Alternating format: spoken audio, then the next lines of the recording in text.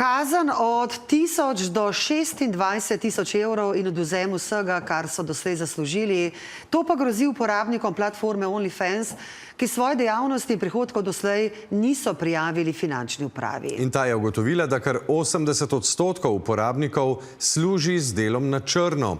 V enem mesecu, ki ga je FURS dal na voljo uporabnikom, da registrirajo svojo dejavnost, pa so se za ta korak odločili samo 3. V zadnjih letih je sicer prihodke prek platforme dosegalo nekaj 100 slovenskih rezidentov, ki so ustvarili več kot 10 milijonov evrov prihodkov. Žiga Bonča.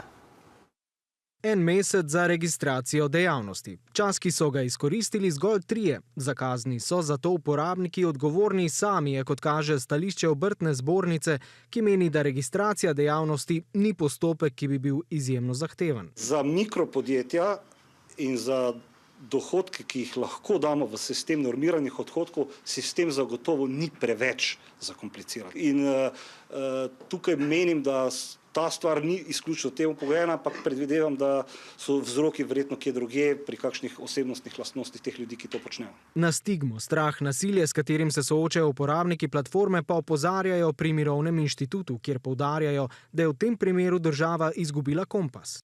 Mislim, da bi morala država svoje ukrepe najprej usmeriti prav proti platformam, ne pa proti delavcem in delavkam, ker platforme na podlagi tega prekarnega dela ustvarjajo milijardne dobičke. OnlyFans, na primer, vsakemu ustvarjalcu vzame 20% prihodkov, ne glede na njihov zaslužek. Zato bi najprej morali uvesti bolj pravično obdavčitev teh platform. Svojo energijo, dodaja, bi morala država usmeriti v zagotavljanje osnovnih pravic delavcev. Veliko ustvarjalcev na OnlyFans ne zasluži nekih bajnih usod, nekateri nič, večina po nekaj 100 evrov. In to potem ne omogoča v bistvu vzdrževanja nekega statusa samostojnega podjetnika. Rekorder je pri nas sicer na platformi po podatkih finančne uprave v zadnjih letih zaslužil več kot 1 milijon evrov. Podatke o prihodkih in identitetah uporabnikov je FURS pridobil z mednarodno izmenjavo. Prva obvestila o prekrških so že na pošti. Jih bodo prejeli zavezanci v naslednjih dneh.